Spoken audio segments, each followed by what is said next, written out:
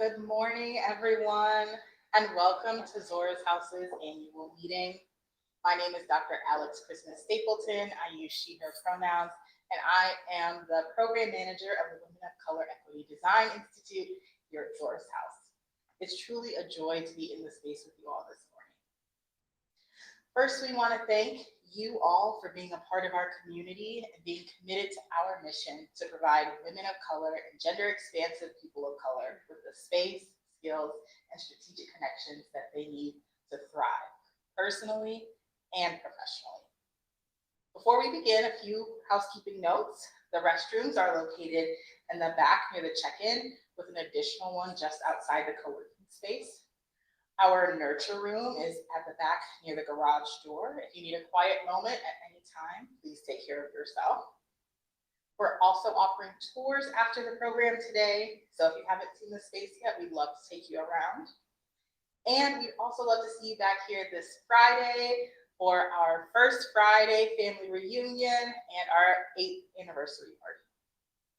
We'll ask that you save any questions you may have for us until the end, during which time you'll have an opportunity to ask and talk back. Now, today is more than a meeting. It's a moment. A moment to reflect on how far we've come and to step boldly into what's next. Over the past year, and really over the past 8 years, we've grown, we've adapted, and we've deepened our impact more than any of us could have imagined alone. This work hasn't always been easy, but in moments of challenge, we've seen something powerful. A community that shows up, that takes up space, and shares why Zora's House matters now more than ever. Every day, I get to witness this impact through our members. Members who are artists, who are bringing creativity, passion, and vision into this space. Members who are entrepreneurs, who are building bold, innovative businesses that are necessary and reshape what economic power means in our community. And in our community leaders who are organizing, advocating, and building pathways for collective growth and systemic change. On your seats, you'll find 3 pieces that we're excited to share. First one looks like this. It's our annual report showing the impacts that we've had over the past year. Our second is our theory of change, which will guide the work for Zora's House over the next decade. And the third is our strategic plan, which will outline how we're going to get to that vision.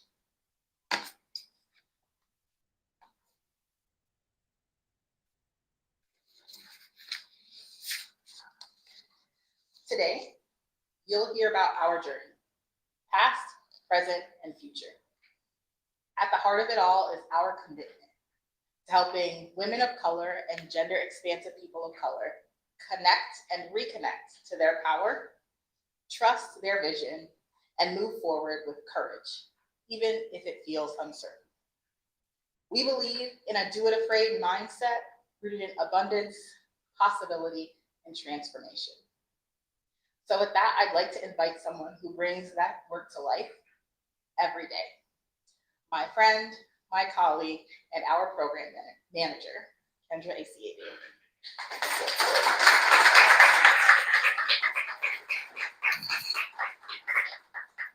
Thank you again, Dr. Alex. And good morning, icons. My name is Kendra Asiadu, and I have the honor of serving as the programs manager on my 232nd day here. And I'm really appreciative to be in this space with you all today. I want to begin by grounding us in the reality of the past year.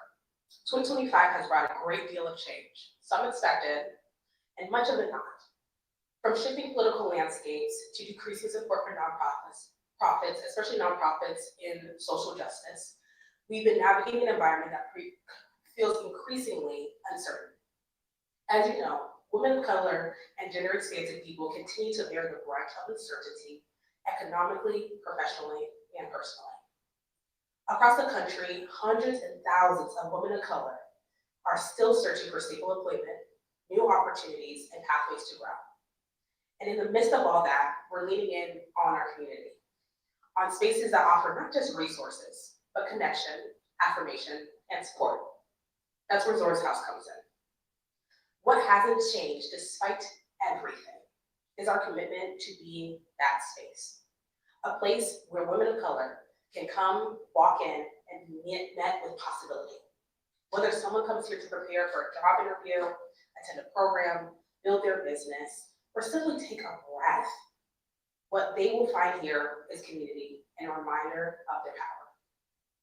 Every day we get to witness that transformation. That's why this work continues to matter so much.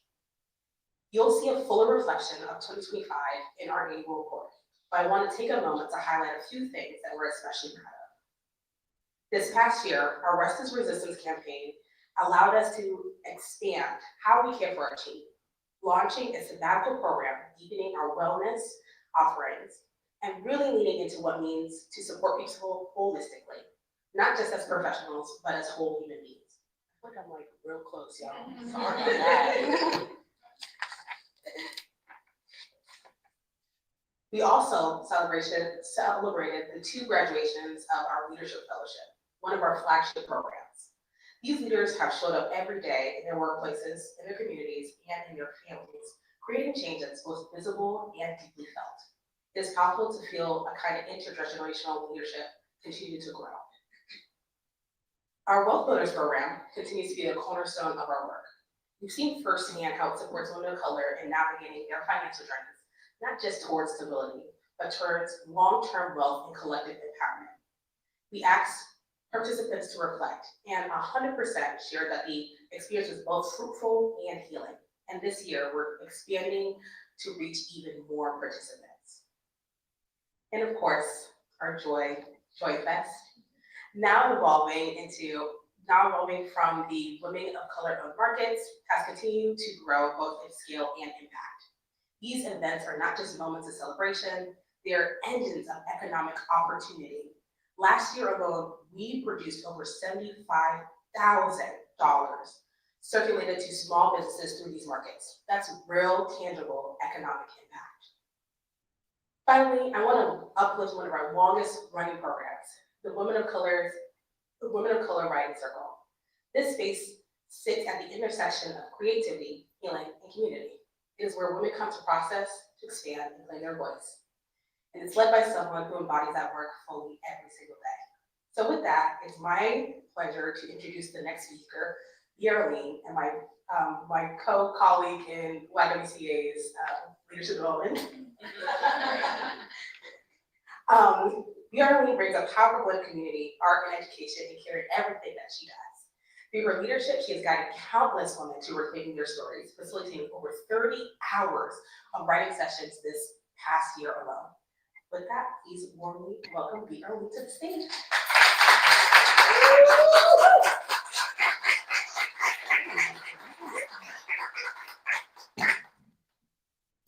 So hi, I am Brianna Arlene Robinson. Most of you know me as Yarlene. I'm a poet, spoken word artist, mainly because I write poems to avoid tough conversations. Because it's easier for me to talk to strangers I don't think are listening than it is to be vulnerable with someone I know is hanging on my every word. It's easier to scatter my pain piece by piece across stages than it is to just totally in the hands of someone I want to trust. I let metaphors carry the weight. My mouth is too afraid to name. My truth comes out in lines, stanzas that tremble like my voice used to before I learned rhythm could be armor and cadence be a weapon. You see a performance. I see protection, a confession, a soft place to land when the world feels too hard, when love feels too far, when silence is heavy between me and the people I want to connect with the most. I turn arguments into allegories, disappointments into declarations. Instead of saying hurt, I write, the blade of your absence are hollows in my chest. Instead of asking, why didn't you stay? I scribble. The door creaked open for a ghost swearing your name. That's how I survived. Pen pressed the page like a heartbeat, voice vibrating with everything I'm too afraid to say directly. I'm a poet. That means I bleed beauty even when I'm breaking. That means I speak in code because vulnerability is dangerous. Silence is deadly. So if you really want to know how I feel, don't ask me. Just listen. The poems I perform like prayers. Parts of me still longing to be received.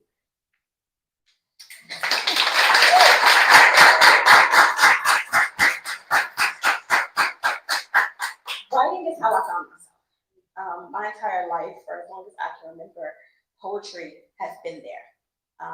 I drafted my first collection of poems in middle school. It was called From the Mind of the Misunderstood.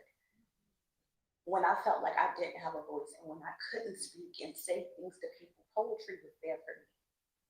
So in life, it's led me to stages, to teach, to speak, perform, to facilitate. It led me here to Zora's house. And taking on the writing circle has been my biggest accomplishment. Because I get to sit in rooms like this with women who look like me, with women who feel like me, with women who can understand what it feels like to be silenced, whether it's at work or at home, our upbringing. There's connection here. There's sisterhood here. There's vulnerability here. So I've created a kind of platform in the writing circle where I call it a choose your own adventure. Because I know that we are all individually on a journey. And the point of the space is to just come together and work through wherever you are. If you're working on a dissertation, you're like, I just need to be in the presence of support. Bring that to the writing circle. If you're like, I don't know where I'm at, I'm just trying to reconnect with myself and find creativity, bring that. I always start with an outline so that we have a focus for the session. But it's open invitation. So it's really to push people, specifically women of color in this space, to search deeper into themselves, to find themselves, and to be bold in it, to stand in it, so that when they leave here, they're able to go into those spaces where they don't have the freedom and the luxury to show up as their whole selves, where they feel silence. They can show up in those spaces and be louder and prouder. So that's been the work I've done with the Women of Color Writing Circle, and I am delighted to see so many faces in this space today that have attended and have positive feedback of what it's meant to them. And I look forward to continuing that work.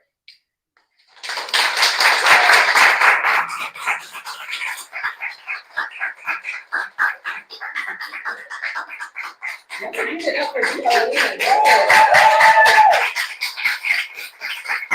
me tell you right now, I'm not a poet, I cannot rap, but I can yap. So that's what I'll do. But thank you truly for sharing your story, for sharing your walk and the work that you do for us. I thank you again. The way that writers and artists, creatives, entrepreneurs, individuals with so many different layers of identity come together here at Zora's house, that's part of what just makes this space so special and necessary for women and gender expansive people of color. My name is Jennifer Walton, and I am the board chair for Zora's House, a position I've held for, we're not counting. And on behalf of the entire board of directors, I just want to say thank you so very much for being here for our annual meeting. I love this event, and every annual meeting every year means this year that we're here. And so I look forward for our 100th annual meeting, and we'll still be here yapping. I appreciate all of you for being in attendance this morning. You could be anywhere, but you're here with us. I'm very honored this morning to walk you through the thinking that grounds our very next chapter, which is our theory of change. So at its core, our work is guided by a very clear goal. Develop a reciprocal pipeline of well-resourced women and gender expansive people of color leaders in a community where they can thrive. This is not just about individual advancement, it's about building an ecosystem where leadership, opportunity, and care flow in multiple directions, sustaining both people and the broader community over time. In early 2025, Zora's House engaged members, donors, community partners, longtime supporters through surveys, interviews, and facilitated listening sessions. We were here, we were there, we were everywhere. We asked what must be protected, what must evolve, and what is needed to ensure long-term sustainability.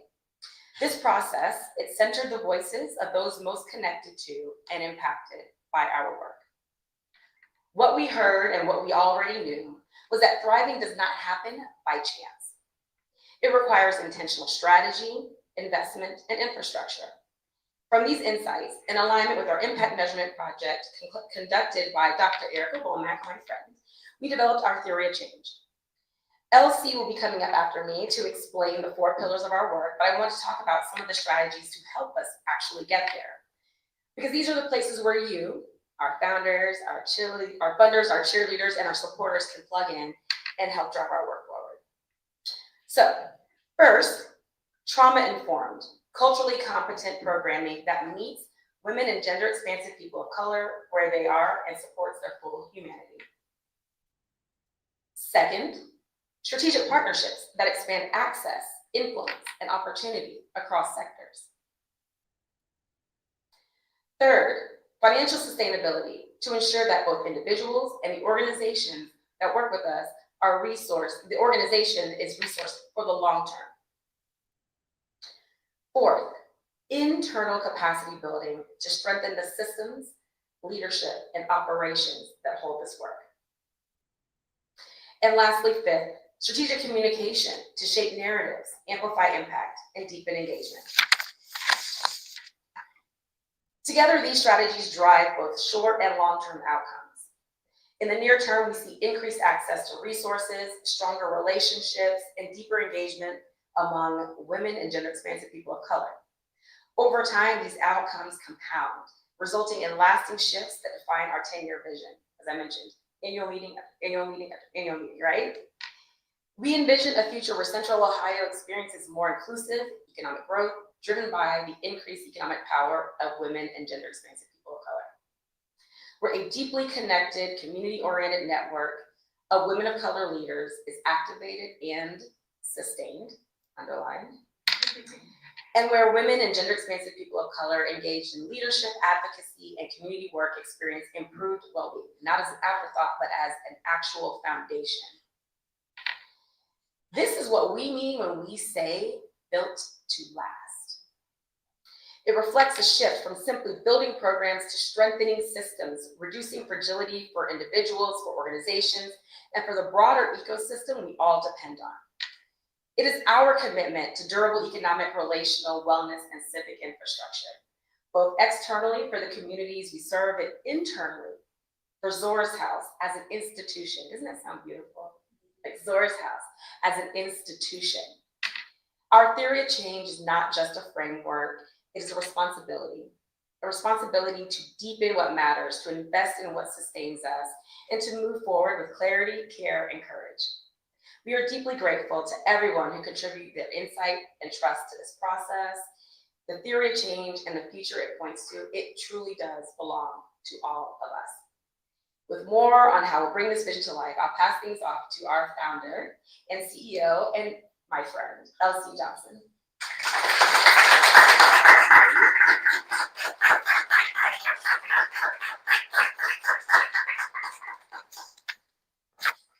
All right, good morning, everybody. And it's early, but we did give y'all some donuts, so I feel like we'll pep up a little bit. Good morning, everyone. Good morning. So grateful for all of you being here this morning. As Jennifer said, you could be anywhere, but you're here with us. And as cliche as that is, it means a lot to have you here. So thank you for everybody in the room and everybody who is tuning in online. We're grateful to share this space. So I want to start this morning with a story. In 2019, I was pregnant with my daughter. And at that point, Zora's House had been open for just under about 2 years, but I had been building it since 2016. And I was also, just casually working full time. So by the time I got ready for my maternity leave, I was overwhelmed, completely overwhelmed. And I remember talking to my business coach, who is also a very close friend of mine, and telling her, I just want to pause everything. I want it all to stop, and then I'll decide if I want to start it back up again.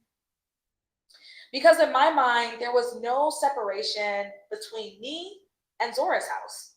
If I needed rest, then Zora's house needed rest. It's kind of like when you have a toddler and it's like, oh, you sleepy, we all sleepy, the household's sleepy now. And if I was tired, then it meant that everything needed to stop. But my business coach, and again, my friend, said something to me that really shifted a perspective. And she said, those two things are not the same. You are a person. Zora's house is an organization. What you need and what Zora's house needs might be different. And that lesson has really stayed with me. So over time, my team has grown, and I am no longer carrying this work alone. There are so many brilliant women, many of whom are in this room, many of whom you heard from today, who are doing this work every single day.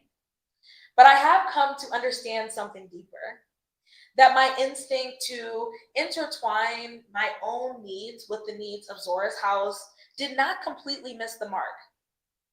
In this work, and especially in the nonprofit sector, we often build organizations for people, to serve a mission, to meet a need, but we don't always build organizations that are a reflection of the world we are trying to create.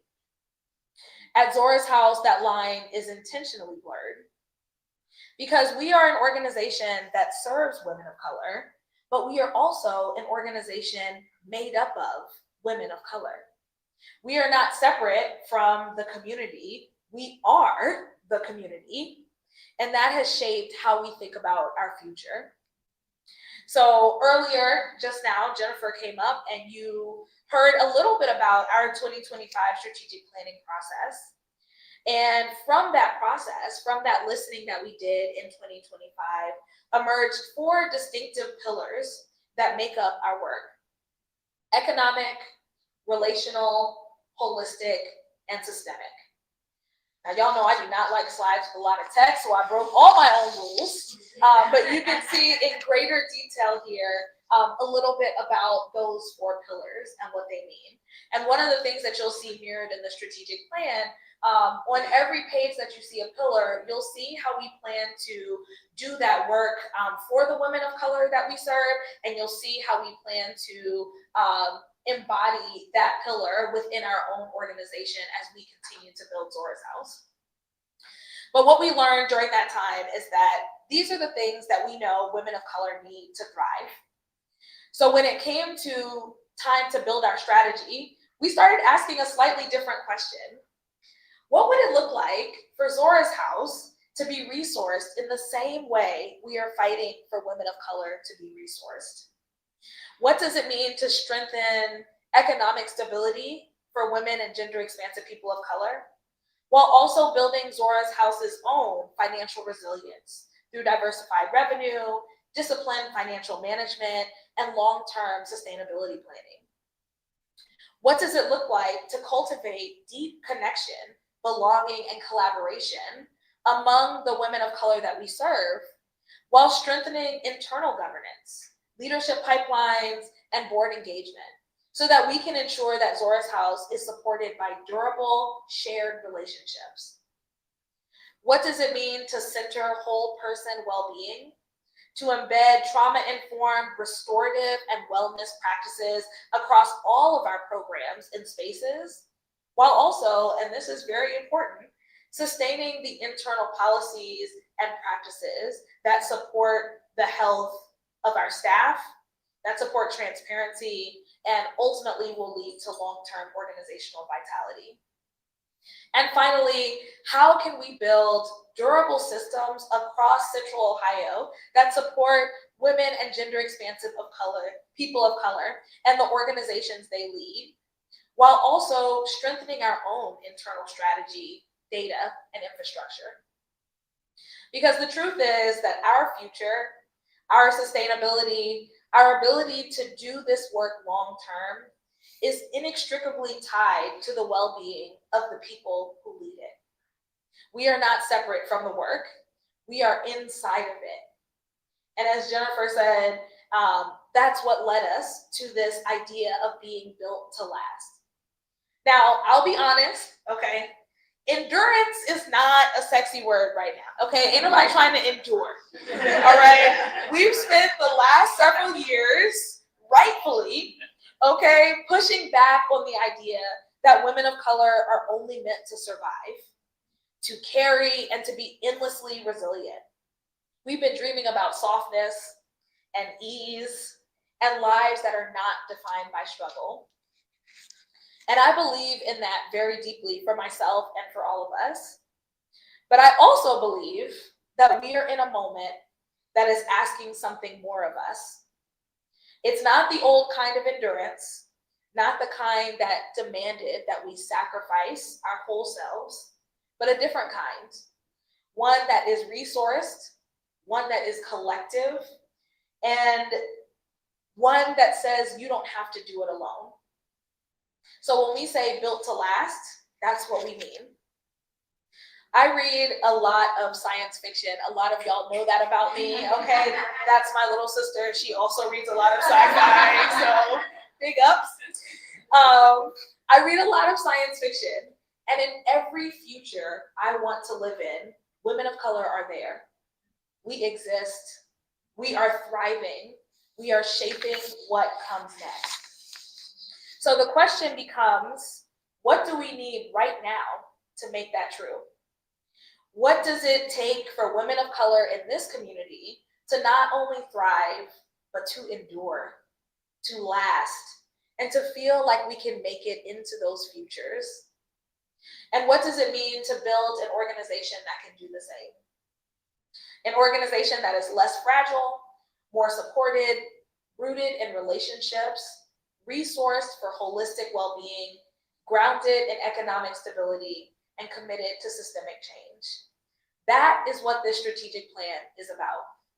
Because if we get this right, if we build something that can truly hold us, then we are not just imagining a different future.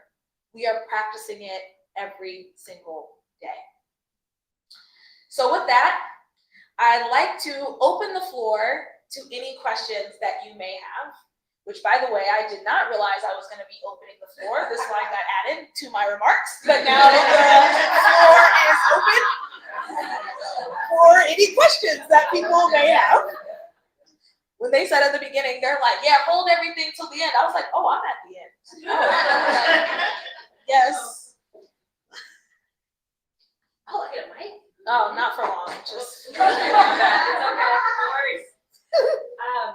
So you're talking a lot about like the planning process and like how you exist as both like part of the community, but also kind of a leader of it when you think about the organization.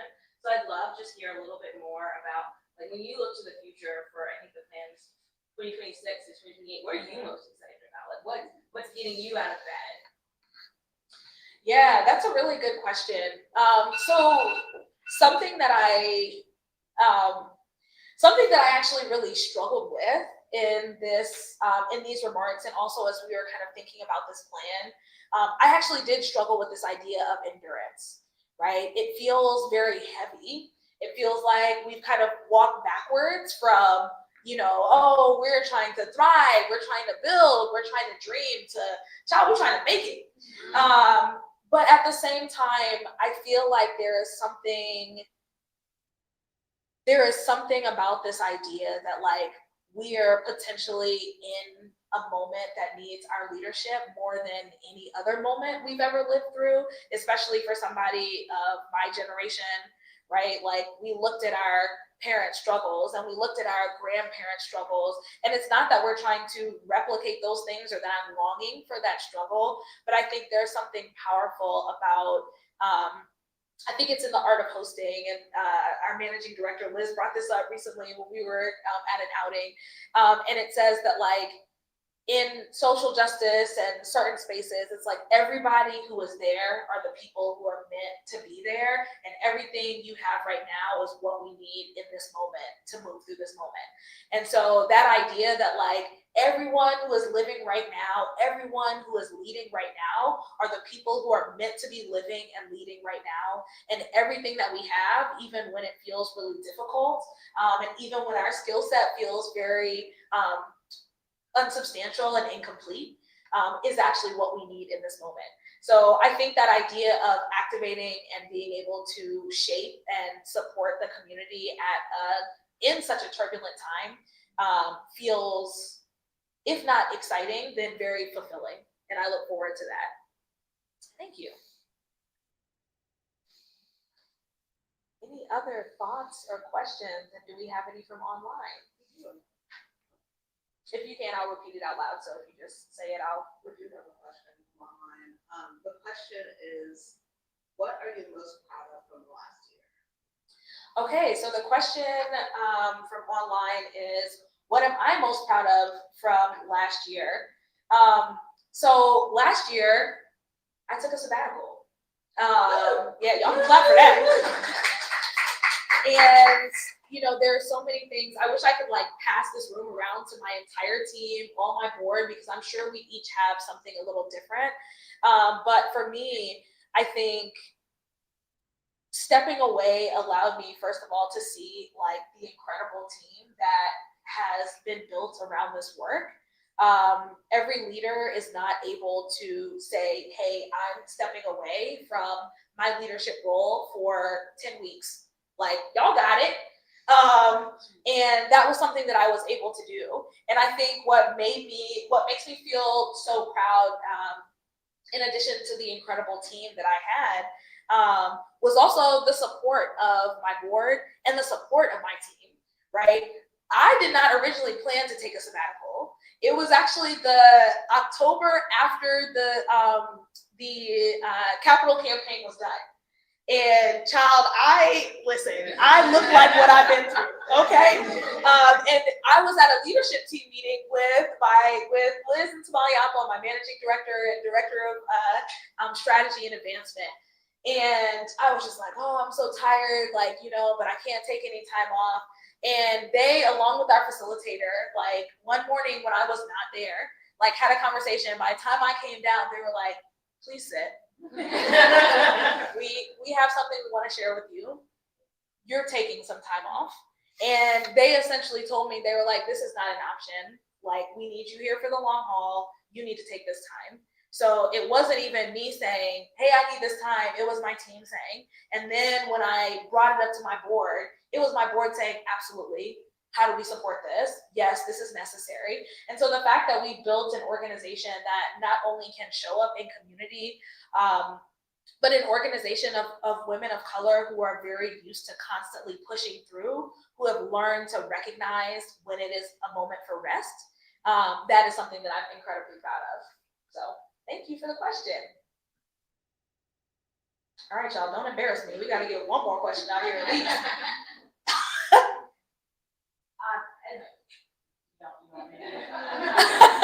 Nobody's always as someone who funds. Yes. The sustainability question is a great one to put in there because everyone wants to believe, you know, we had a huge campaign, now it's all figured out, now we just all go forward. We know that's not real. So what can we do? Like, what are the ways that we can, you know, come into that sustainability conversation and support, even knowing that we all of us that are in the women's funding situation face some of the same barriers, right? Money that doesn't flow to you doesn't flow to a lot of us, or we can get a little more but not enough. What are the ways you think we can, you know, dig into that together? Yeah, bless you. Thank you so much for that question. So one of the first things that I think is really, really important, and we talked about this a little bit in the strategic plan about reducing fragility. So I think one of the things that happened, and this was an interesting phenomenon for us, even in the last stages of our campaign. So the whole time we're doing this campaign, we were like, we need $6 million. We knew that we needed $6 million. That's what we kept telling people. When we got to the point where we had raised about 4.5, we started to like hear these rumblings in the community, like they're good. They've already raised 4.5. Like, how much do they need? And we're like, oh, but we actually said how much we needed, and it's $6 million.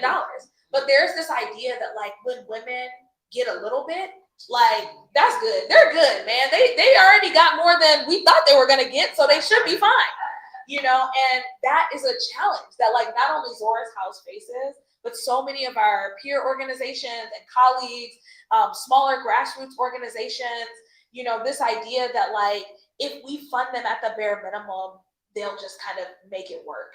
And I think understanding that number one, that like we're organizations who are passionate about the work that we do and passionate about the communities that we serve, but without resources, the work just will not get done.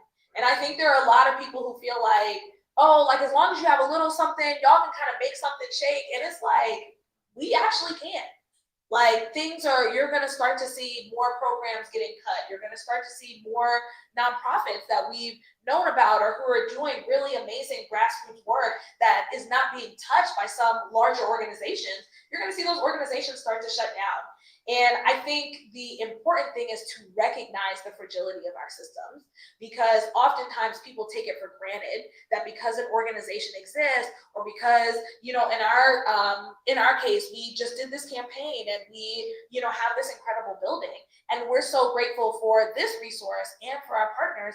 And we've also seen, a lot of our funding drying up in the last, year and a half.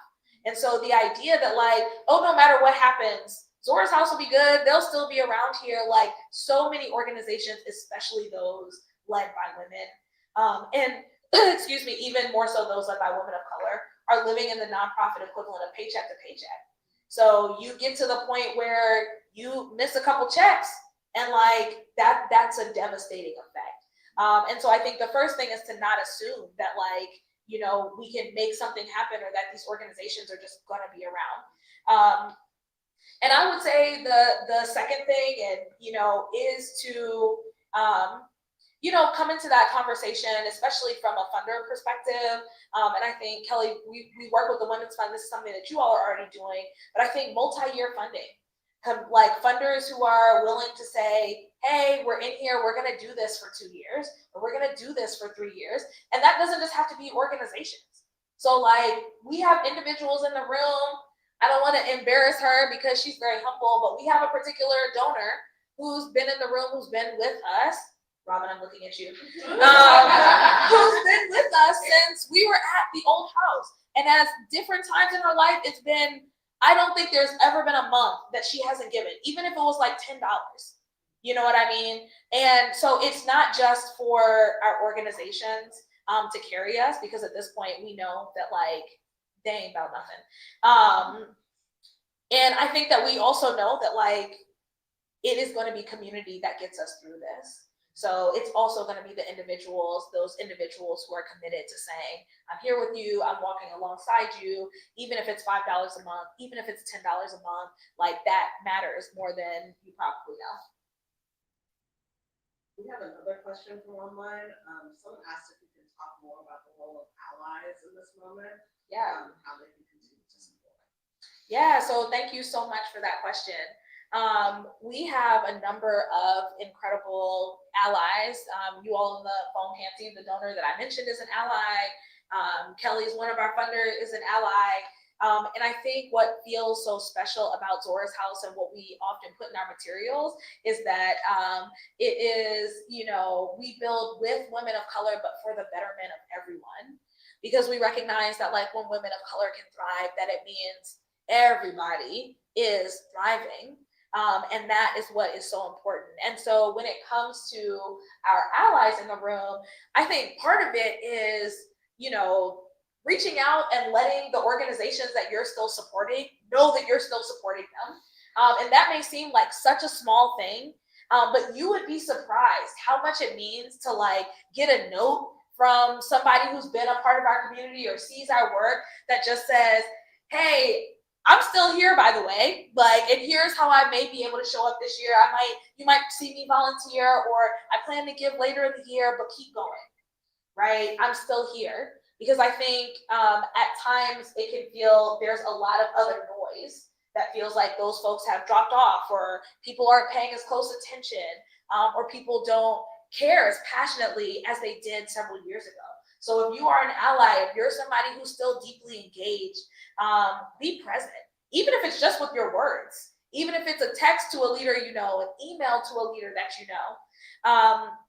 The other thing that I would say is, continue to push back in rooms where you may be in that we may not be in. Because there are still a lot of spaces, and I'll be completely candid. I'll talk to some of my allies, and they'll tell us about how different a conversation is when it's all white folks in the room. It's a very different conversation than it is if you add even one person of color, right? And so there may be rooms that you're in where you're hearing a conversation that we would never have an opportunity to hear. And so your moment to be able to say something different, to push back, to advocate, to call the name of an organization or a leader that's doing really powerful work, that's incredible. And that helps us to still exist in spaces that we haven't been invited or that we've been intentionally excluded from. And then finally, stay with us. One of the things I talked about a lot today is endurance. And we're recognizing that this moment is asking that of us. It's asking us to endure, to keep going, even when the news is heavy, even when things feel really hard. And so knowing that we have people who are in it for the long haul and they're not going away, hey, I know you're still doing this work and I'm still here with you, that means a lot. We probably have time for one more question, maybe two if I don't ramble.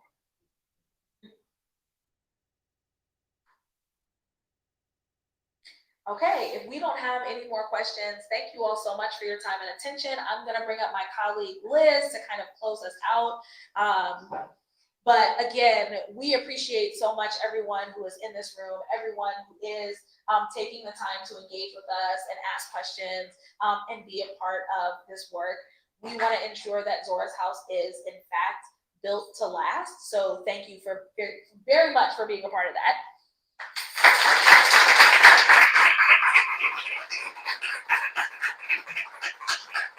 Thank you, Elsie, and thank you to all of you truly for making the time to be here with us in our space and to hear about all of the work that's happening at Zora's House. And we hope we see you again soon. Be back on Friday for our anniversary party. We hope we see you at Joy Fest on June 6th at Columbus Commons. And certainly if you haven't had a chance yet to take a tour of our building and see all the dynamic spaces here, we would love to, have you do that today. So there'll be some staff and fellows around to offer those tours, and just make sure that you're, following us and supporting us. If you're not already a recurring donor, we would love to see you join us as a recurring donor. Amplifying our cause, continuing to bring your activism into Zora's House and beyond is very, very meaningful for us. So thank you again for your time and for being with us.